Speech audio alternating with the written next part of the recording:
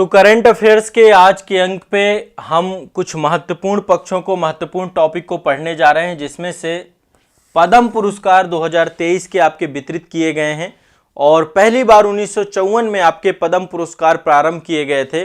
पद्म पुरस्कार 2023 में टोटल 106 पद्म पुरस्कार दिए गए हैं। टोटल कितने दिए गए हैं? 106 पद्म पुरस्कार दिए गए हैं, जिनमें से पद्म पुरस्कारों की 3 कैटेगरी हैं। ठीक है, 3 कैटेगरी हैं। पहला है पद्म विभूषण। ये भारत रत्न के बाद देश का सबसे बड़ा पुरस्कार है। ठीक है, भारत रत्न के बाद सबसे बड़ा पुरस्कार है। तो 6 पद्म विभूषण दिए गए हैं।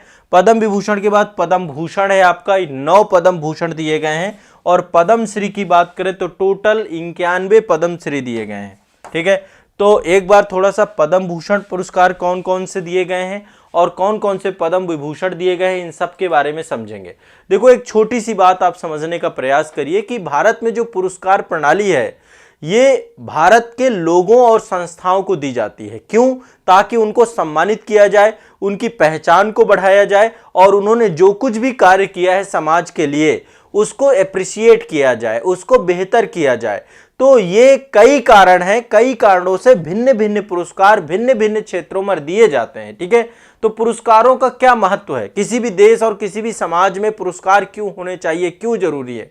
देखिए, पुरस्कार भारत के विभिन्न क्षेत्रों में तथा समाज में जो लोग कार्य कर रहे हैं उनकी उपलब्धियों का, उनका भारत के लिए योगदान का, उनके भारत के लिए किए गए प्रयासों के लिए उन व्यक्तियों और संगठनों को उनके पहचानने के लिए उनके पुरस्कृत किया जाता है, ताकि वो देश के लिए बेहतर कर सके, लोग उनसे सीख पाए। तो एक तो मोटिवेशन सबसे बड़ी चीज है कि पुरस्कार से व्यक्ति और संगठन जो होते हैं वो जो है मोटिवेट होते हैं और साथ ही उनके कारण से दूसरे लोग भी प्रेरणा प्राप्त करते हैं। तो सबसे पहली चीज मोटिवेशन है। दूसरी, लोकप्रियता भी प्राप्त होती है किसी भी कार्य को। ठीक है, तीसरा, उसको प्रोन्नति भी होती है, एक तरीके से अपने आप को वो अप्रिशिएट महसूस करता है, समाज का मनोबल बढ़ता है और उच्च कार्यों को हमेशा हमें प्रोत्साहित करना चाहिए। जैसे कोई भी अपराधीकरण व्यक्ति होता है उसको हम दंडित करते हैं, वैसे यदि कोई बेहतर काम करता है तो सरकार को क्या करना चाहिए? उसे प्रोत्साहित करना चाहिए। और साथ ही पुरस्कार देने की परंपरा किसी भी देश में उसकी संस्कृति को बढ़ाती है, उसके सामाजिक मूल्यों को बढ़ाती है, अच्छे कार्यों को बढ़ाती है और इसलिए वो देश बहुत तेजी से आगे बढ़ता है। ठीक है, तो हमारे देश में 2 प्रकार के पुरस्कार दिए जाते हैं, पहले सरकारी पुरस्कार और दूसरे गैर सरकारी पुरस्कार। ठीक है, सरकारी पुरस्कार में कई सारे पुरस्कार हैं, जैसे अंतर्राष्ट्रीय पुरस्कार। 2 बड़े अंतर्राष्ट्रीय पुरस्कार दिए जाते हैं, एक गांधी शांति पुरस्कार दिया जाता है और दूसरा इंदिरा गांधी शांति पुरस्कार दिया जाता है। 2 शांति पुरस्कार इंटरनेशनल लेवल पे दिए जाते हैं, भारत के भी व्यक्ति हो सकते हैं और अंतर्राष्ट्रीय स्तर के भी व्यक्ति हो सकते हैं, हर बार जो है दिए जाते हैं। और राष्ट्रीय पुरस्कारों में सबसे बड़ा पुरस्कार है भारत रत्न पुरस्कार। ठीक है, भारत रत्न के बाद पद्म पुरस्कार आपके आते हैं, जिनमें से ये श्रेणियां आपकी पद्म विभूषण, पद्म भूषण और पद्म श्री। ठीक है, तो ये आपके राष्ट्रीय पुरस्कार है। देखो, फिर सेना के क्षेत्र में दिए जाने वाले पुरस्कार अलग हैं, साहित्य के क्षेत्र में दिए जाने वाले पुरस्कार अलग हैं।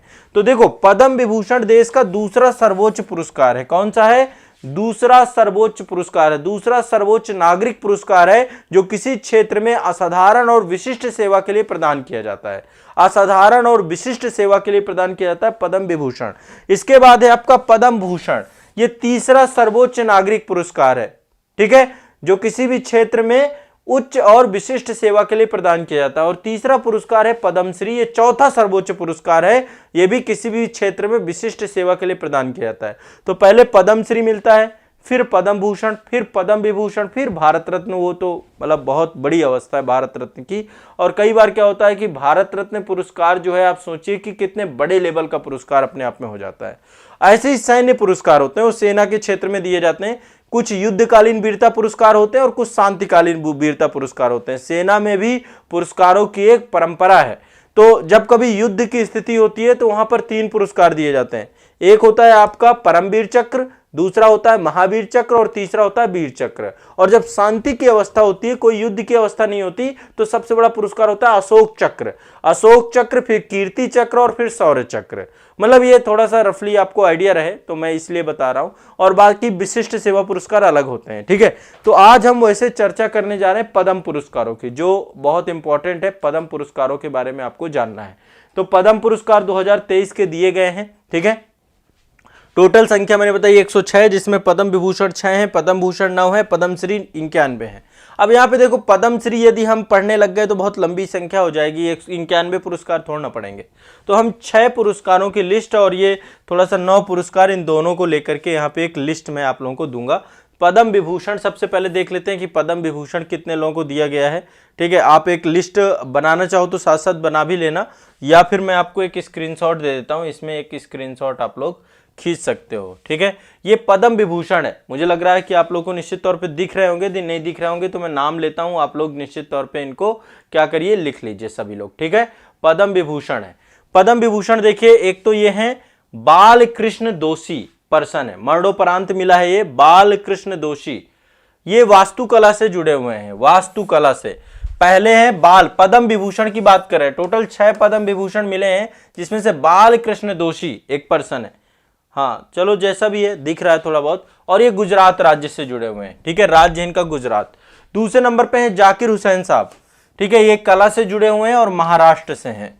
ठीक है, जाकिर हुसैन, कला और महाराष्ट्र। इसके बाद तीसरे हैं आपके एस कृष्णा, लिख लेना इस बात को, एस कृष्णा, ये लोक कल्याण से जुड़े हुए हैं, कर्नाटक से जुड़े हुए हैं। ठीक है, इसके बाद दिलीप महालनाबिस, दिलीप महालनाबिस, ये आपके चिकित्सा क्षेत्र से जुड़े हुए हैं और पश्चिम बंगाल से हैं। मुलायम सिंह यादव जी को मिला इस बार, मुलायम सिंह यादव जी को, ये भी लोक कार्य से जुड़े हुए, राजनीति से हैं, उत्तर प्रदेश से हैं, मरणोपरांत दिया गया ये, अभी अखिलेश यादव जी ने इसको जो है रिसीव किया था। यदि कोई व्यक्ति को मरणोपरांत दिया जाता है तो परिवार के सदस्यों के द्वारा उसको रिसीव किया जाता है। और तीसरे लास्ट हैं श्रीनिवास वर्धमान, इनको विज्ञान और इंजीनियरिंग के लिए दिया गया, ये यूएसए से हैं। ठीक है, तो ये थोड़ा सा आप 6 के 6 याद कर लो। बालकृष्ण दोषी वास्तुकला गुजरात, जाकिर हुसैन कला महाराष्ट्र, एस एम कृष्णा ये आपके लोक कल्याण कर्नाटक से हैं, मुलायम सिंह यादव लोक कार्य उत्तर प्रदेश, दिलीप महालनाबिस आपके चिकित्सा पश्चिम बंगाल, श्रीनिवास वर्धमान विज्ञान एवं इंजीनियरिंग यूएसए। ठीक है, तो ये नाम है, इन नामों को आप सभी को रट जाना है, याद कर लेना है, पढ़ लेना है। ठीक है, इससे क्वेश्चन आपके बन सकते हैं। पद्म पुरस्कारों में से पद्म विभूषण से क्वेश्चन पूछता है, इसलिए यदि पूछता है तो आपको क्या करना चाहिए कि याद रखना चाहिए। ठीक है, क्लियर है। तो गणतंत्र दिवस के पहले जो है इनको पद्म पुरस्कारों को घोषणा किया गया था, मतलब 26 जनवरी की पूर्व संध्या को, मतलब उससे पहले 25 जनवरी को कह सकते हैं टोटल ये। तो आपको सबको ये चीज़ें मैंने स्पष्ट कर दी, ध्यान रखना है। स्पष्ट है, कोई दिक्कत नहीं, किसी को कोई प्रॉब्लम नहीं है, सभी लोग बताएं। ठीक है, पद्म पुरस्कार आपको ये सारे रट लेने हैं। चलिए अगले हैं पद्म भूषण। 9 पद्म भूषण है, तो एक बार इनको भी देख लेते हैं, बाकी फिर पद्मश्री आप लोग एक बार सर्च करके देख लेना, वो पूरे मैं बताऊंगा तो फिर बहुत गड़बड़ हो जाएगी, कितने बताऊंगा मैं आपको, है ना। तो ये है आपके पद्म भूषण की विजेता, पद्म भूषण।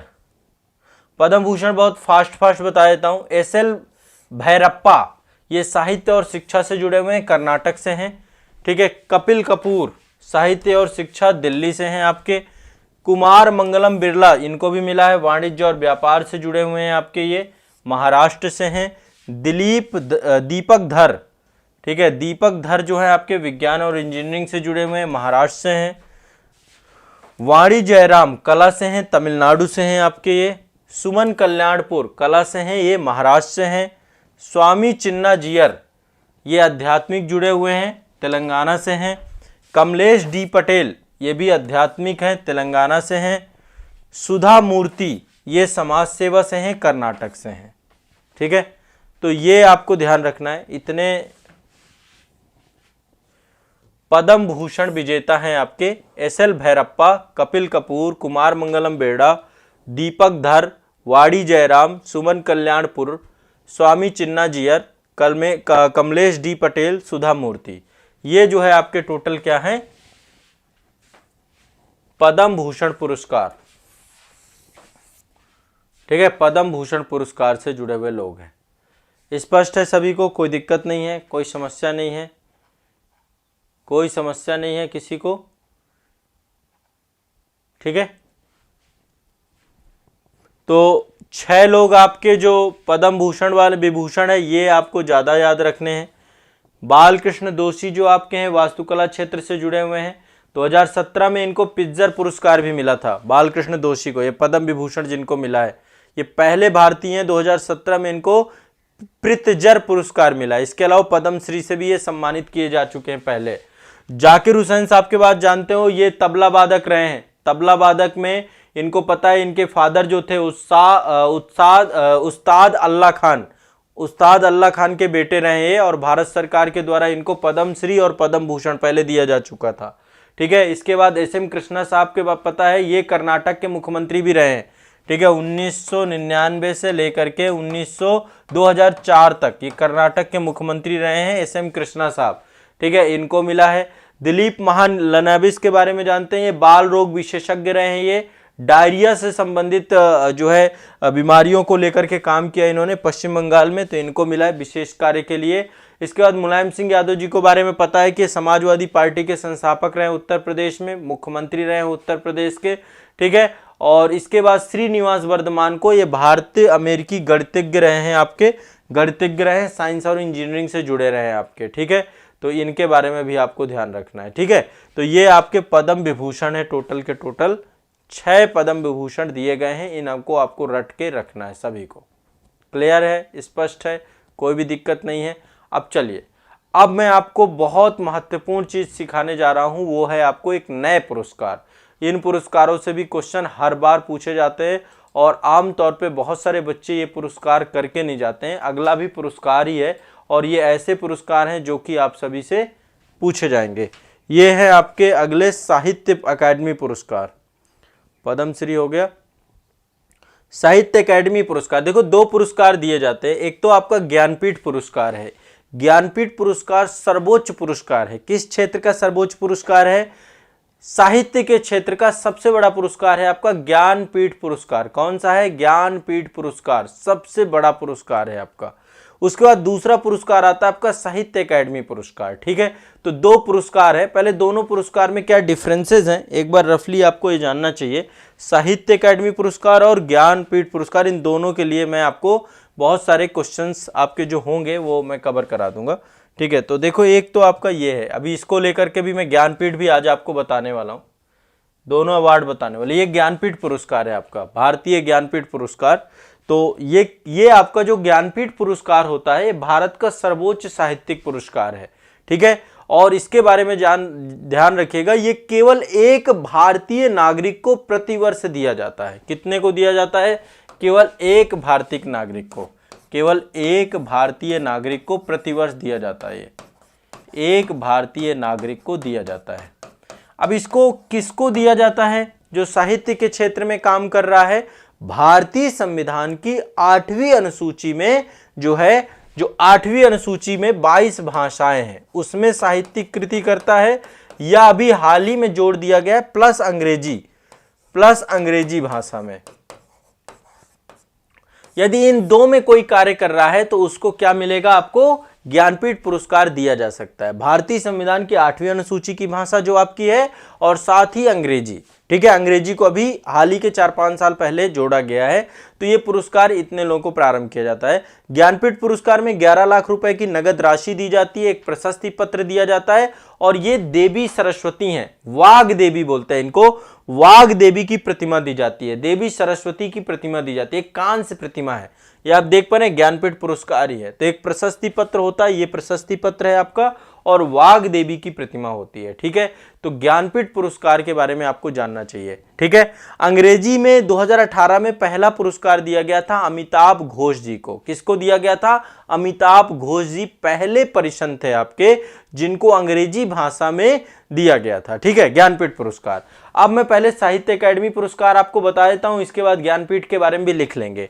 ये रफली एक अंतर अब देखते हैं। ये तो आपका मैंने बताया ज्ञानपीठ पुरस्कार में किसको किसको दिया जाता है। एक आपका है साहित्य अकादमी पुरस्कार। साहित्य अकादमी पुरस्कार जो है ये दूसरा सर्वोच्च पुरस्कार है ज्ञानपीठ पुरस्कार के बाद। ठीक है, इसके लिए एक संस्था आपकी नेशनल एकेडमी ऑफ लेटर्स, ठीक है, उसके द्वारा प्रतिवर्ष ये प्रदान किया जाता है। ये किसको दिया जाता है? 24 भाषाओं में दिया जाता है। वो 22+1 भाषा में दिया जा रहा था, 24 भाषा में दिया जाता है। हर एक भाषा के पर्सन को दिया जाता है। देखिए, ज्ञानपीठ पुरस्कार साल में एक ही व्यक्ति को मिलता है, साहित्य अकादमी पुरस्कार हर एक भाषा के एक एक व्यक्ति को मिलता है। ठीक है, तो ये 22 + 2 को दिया जाता है, 24। इसमें 22 तो आपकी संविधान की भाषा हो गई, एक अंग्रेजी प्लस राजस्थानी, 2 भाषाओं को और दिया जाता है। ये अंग्रेजी प्लस राजस्थानी, ध्यान रखिएगा, अंग्रेजी और राजस्थानी 2 अलग से और है। अंग्रेजी तो वो 23 भाषाओं को दिया जाता है ज्ञानपीठ, और ये आपका कितनों को दिया जाता है, 22 भाषाओं को। राजस्थानी, मुझे एक बार बताएं, सब कुछ ठीक है? ऑनलाइन वाले जितने बच्चे हैं सब समझ में आ रहा है आप सभी को?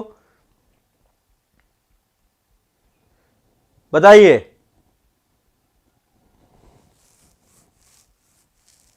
Good morning, good morning. ये ज्ञानपीठ और साहित्य अकादमी समझ में आए आपको दोनों की नहीं? दोनों में डिफरेंसेस क्या हैं? ठीक है, ज्ञानपीठ पुरस्कार साल में एक ही व्यक्ति को दिया जाता है, साहित्य अकादमी पुरस्कार 24 भाषा के एक एक व्यक्ति को दिया जाता है, वेस्ट व्यक्ति को। ठीक है, ये दोनों अंतर है, ध्यान रखिएगा। 2 भाषाएं इसमें एडिशनल हैं आपकी, अंग्रेजी प्लस जो है राजस्थानी, और ज्ञानपीठ में 23 भाषाओं में वो दिया जाता है। चलो, वेरी गुड, बहुत बढ़िया, सबको समझ में आ रहा है? ठीक है, हाँ, आमतौर पे देखो ये चीज़ समझ में नहीं आती है, फिर आप लोग मतलब परेशान हो जाते हैं, तो ये चीज़ आपकी क्लियर होनी जरूरी है। तो साहित्य अकादमी पुरस्कार देखो किसको किसको दिए गए, लिख लेना नाम आप लोग। ठीक है, साहित्य अकादमी 2022 के लिए साहित्य अकादमी पुरस्कार 2022 की घोषणा की गई थी, और ये अलग अलग भाषाओं के लिए पुरस्कारों को दिया जाता है। इसमें कविता, कहानी, लघु कथा, नाटक, साहित्यिक आलोचना, आत्मकथा, साहित्यिक अतीत, ये सारी चीजें इसमें सम्मिलित होती हैं। कब दिए गए हैं ये? 11 मार्च 2023 को नई दिल्ली में प्रदान किए गए हैं, 11 मार्च 2023 को। अब इसमें जो ये पता करने वाला है, हिंदी के लिए किसको दिया गया है? बद्री नारायण जी को। ध्यान रखिएगा, कविता संग्रह है इनका तुमड़ी के शब्द, तुमड़ी के शब्द के लिए इनको साहित्य अकादमी पुरस्कार हिंदी के लिए दिया गया है। बद्री नारायण, लिख लीजिए, बद्री नारायण हिंदी के लिए। पूछा जाए क्वेश्चन 1 नंबर का, छाप लो, ये क्वेश्चन आएगा आपका हर हालत में। बद्री नारायण को हिंदी के प्रसिद्ध ये आपको साहित्य अकादमी पुरस्कार दिया गया। इसके लिए अंग्रेजी के लिए दिया गया अनुराधा राय को। अंग्रेजी के लिए किसको दिया गया? अनुराधा राय को। अंग्रेजी के लिए किसको दिया गया? अनुराधा राय को। अनुराधा राय को। इनका एक उपन्यास है all the lips be never, है ना, लिव, तो ये आपका पुरस्कार इसके लिए इनको दिया गया। उर्दू के लिए दिया गया अनीस अशफाक को। उर्दू के लिए किसको दिया गया है? उर्दू के लिए अनीस अशफाक को। इनका ख्वाब सराय करके एक जो है रचना है, ये आपको देखिए यहाँ पे लिखी हुई है, ये स्क्रीनशॉट ले सकते हैं। बद्री नारायण को मिला है तुमड़ी के शब्द कविता संग्रह के लिए। ठीक है, अनुराधा राय को अंग्रेजी के लिए मिला है all the lips be never lived, उपन्यास है इनका। इसके बाद संस्कृत के लिए मिला है जनार्दन प्रसाद पांडे जी को। संस्कृत के लिए मिला है जनार्दन प्रसाद पांडेय जी को। इनको जो है मणि भी कहा जाता है। संस्कृत के लिए दीप माणिक्य कविता संग्रह है इनका। और अनीस अशफाक उर्दू के लिए मिला इनका ख्वाब शराब, इनकी जो है पुस्तक है ख्वाब शराब। तो ये आपको थोड़ा सा ये ध्यान रखना है। ठीक है, ये प्रमुख भाषाओं में पुरस्कृत लेखक और उनकी रचना को लेकर के पूरा का पूरा पुरस्कार है, ध्यान रखना इस बात को। ठीक है, स्पष्ट है सभी को? प्रमुख भाषाओं में पुरस्कृत लेखक और उनकी रचना। ये ज्ञानपीठ हो गया। अभी ज्ञानपीठ मैं बता देता हूं, ये तो आपके हो गए साहित्य अकादमी पुरस्कार, किसको किसको मिला है। बद्री नारायण हिंदी, अनुराधा राय अंग्रेजी। अब बाकी के मैं लिस्ट नहीं बनाऊंगा, जो ये इन्हीं से क्वेश्चन आएगा आपका। जनार्दन प्रसाद पांडे संस्कृत, दीप माणिक्य और अनीस अशफाक उर्दू के लिए। ठीक है, मैथिली के लिए अजीत आजाद है कोई, अजीत आजाद कविता नंबर कविता है इनकी, एक कविता है पेनड्राइव में पृथ्वी। ठीक है, अजीत आजाद, तो ये मैथिली के लिए मिला है। तो इतना आपको ये रट के रखना है।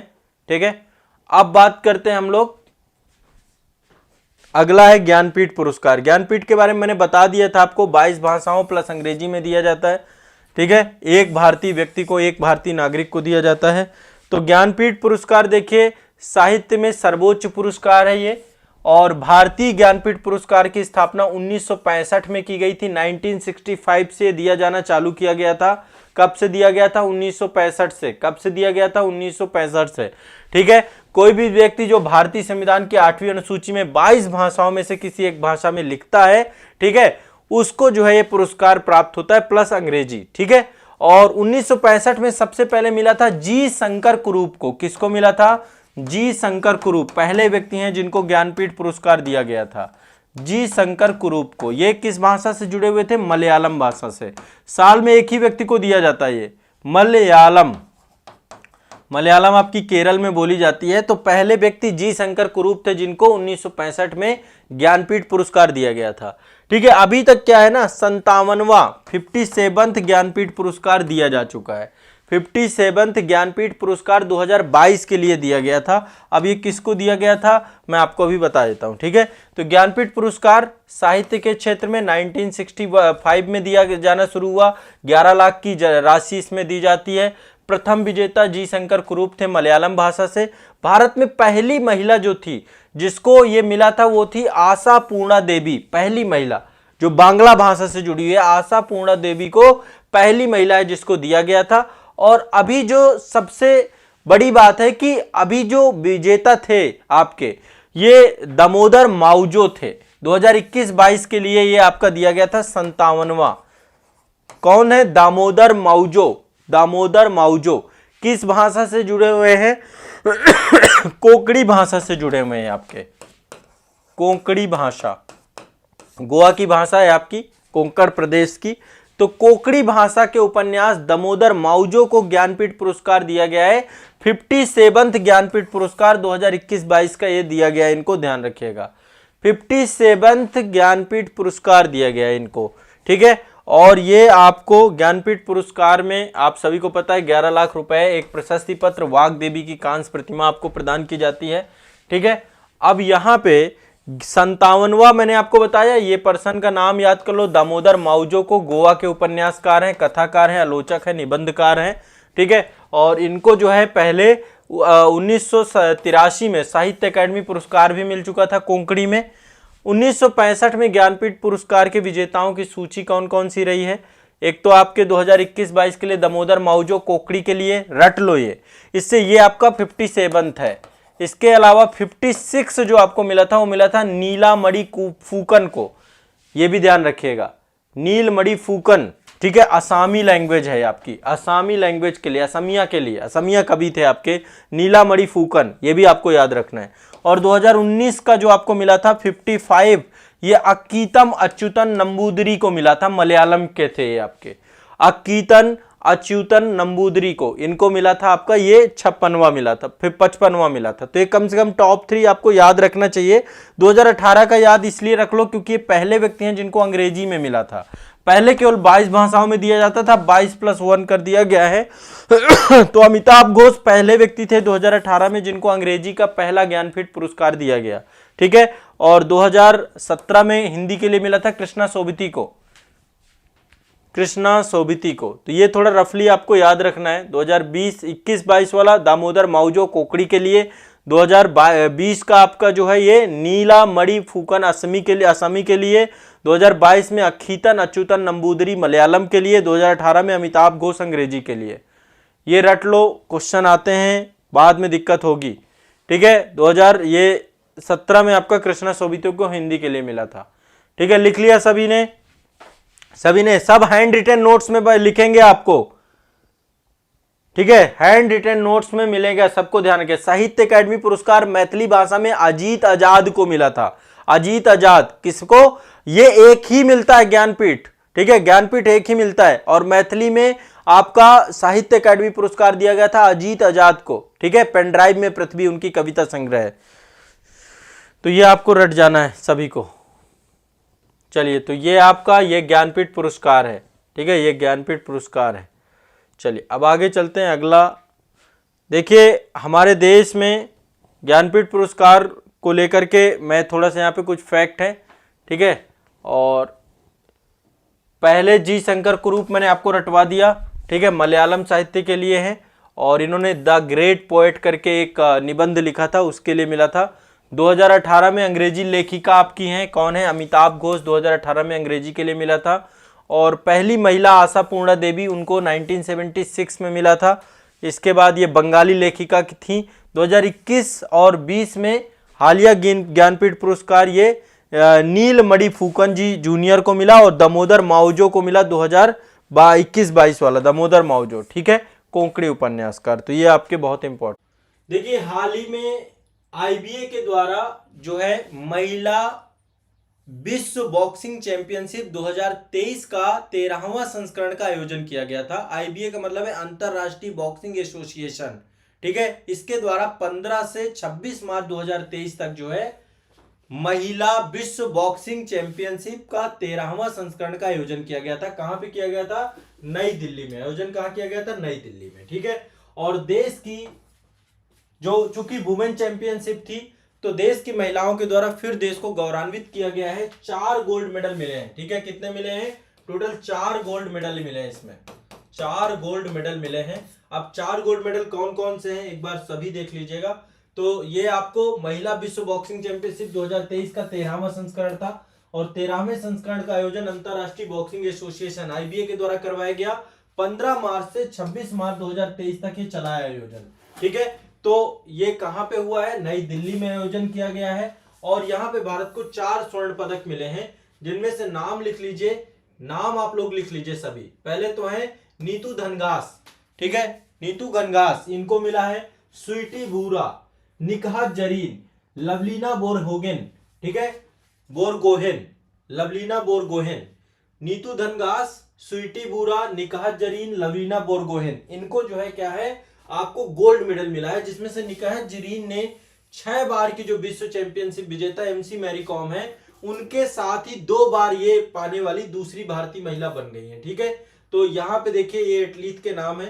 पहले तो है नीतू घनघास, ठीक है, मिनी वेट कैटेगरी में इनको मिला है। 1 मिनट प्रतीक्षा करिए, ये सारे टॉपिक हैं जो आज हमने किए हैं।